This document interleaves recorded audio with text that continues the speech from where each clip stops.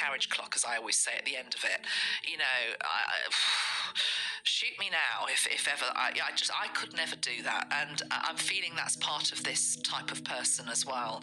So change as a necessity. It doesn't mean that you find change that easy, but it's like change will always happen in your life. And I'm talking about big changes. So it can be moving geographically to different areas of the world.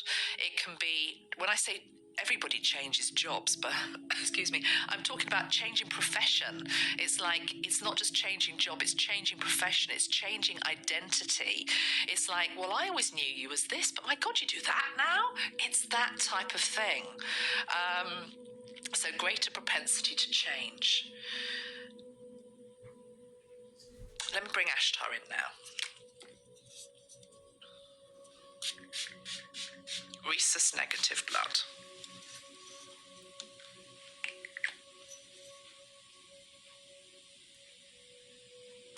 Well, that's a very bizarre thing to be shown, but I'm going to tell you. First thing I heard him say was, I feel that I'm sitting at a table. It's a stone table. It's a stone table, but it's not stone as we know stone. It's stone, but it has been manifested. It is of a different material from stone, but it looks like stone. I don't know why I'm going on about this table, but I'm being shown this round table. I'm being shown a round table. I'm being shown Ashtar, and he's giving me a cup. It looks like the Holy Grail. It's got blood in it, but it's not... It's my blood, he's saying. This is going to be so easily misinterpreted, so please listen carefully. This is not the blood of Christ. This is not sacrifice. This is nothing demonic. This is nothing that's been done to another human being to get that blood. It feels as though the rhesus negative bloodline is threatened, is what he's saying. It's threatened. It's as though our esoteric knowledge, and it's the awakening process, is making it really flower and bloom in many. It's a threat. It's hunted down type energy is what I'm feeling. And so him passing this grail, this cup of blood, it's more that he's wanting to give it to me to replenish myself. It's very much like what I was saying about when you give blood. You know, you give blood, they take your blood away, and then your body remakes that blood. And I would imagine that when your body is remaking the blood, somehow it's healthier, it's stronger, it's more clean, because it's new. Do you see what I'm trying to say? There's something here about renewing the blood, purifying the blood, keeping the blood pure. Now, I guess there is, help me out here in the comments, there must be something we can take.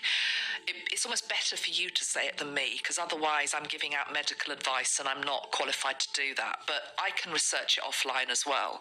But I feel as though there are things that we can take, things that we can eat that help our blood. I'm being shown very dark green vegetables like kale. For some, well, obviously I'm being shown that for this reason. Just watch yourself. Like, you need to maintain what you have running through your veins in a more conscious way than people who belong to other blood groups who might give it no thought. Okay. Let's bring Metatron in at this point.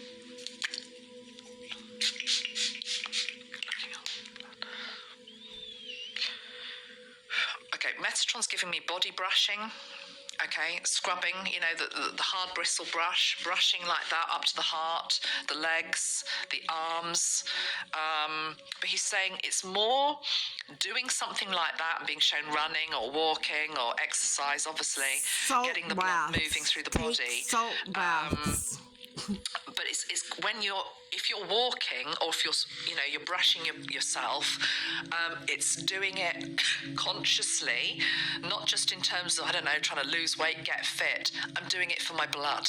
I'm doing it for my blood. I'm doing it to keep my blood healthy. Okay? Also, I'm being shown water, to drink lots of water. Anyway, that's the first thing I'm being shown. So, Ashtar, rhesus negative blood.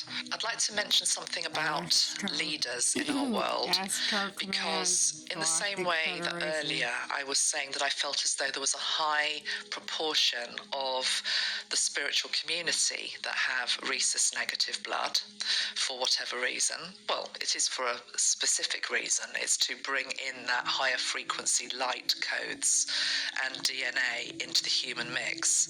So we have a high percentage within the spiritual community, but I'm also being told we have a high percentage with regards to leaders per se in our world. And I'd just like to address this, because we know that we're in times right now where many of our leaders, particularly politically and socially, are being exposed for darker deeds. So they aren't necessarily what you would straight away class as a light worker. However, if you think about it from a dualistic perspective, what I call a violet pill perspective, and I've got videos on the violet pill, which is understanding that the dark also serves the light. You can't have light without darkness.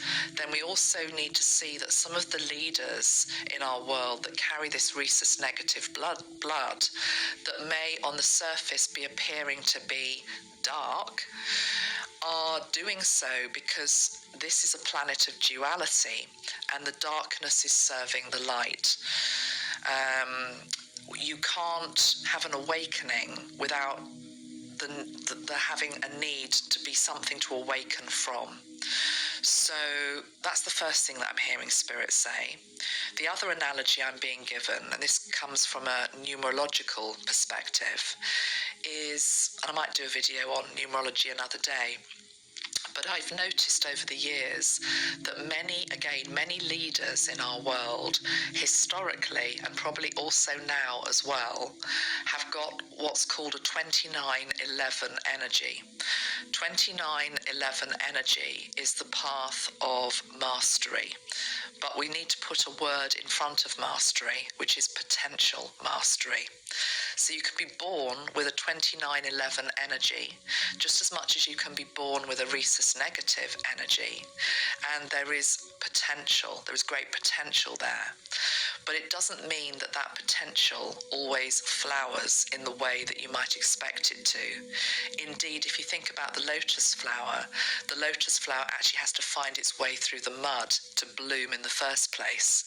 And some 2911 energies fail to do that. They fail to live up to that very high potential of mastery in their lifetime. It's exactly the same for the rhesus negative energy as well. We have within the community, as it were, of rhesus negative beings, those who have not been able to, for whatever reason, bloom in the way that they potentially ultimately could. And that might be via all sorts of different reasons, trauma, childhood happenings, many things that can thwart our light.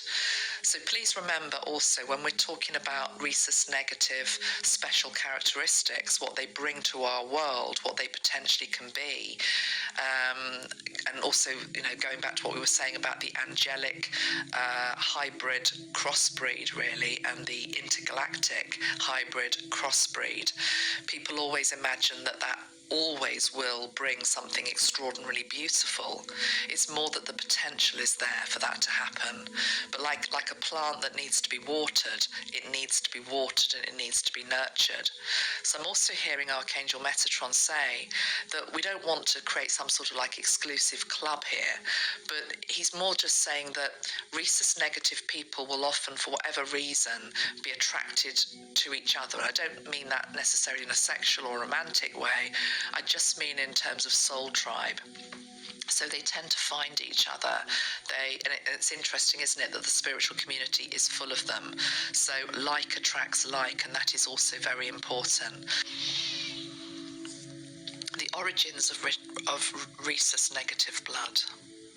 So we know it came from love, we know it came from source, we know it came from God, we know it came, he's saying it came from a specific request for help.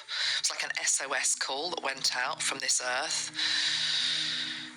He says, see it like this, actually. He's showing me we're going way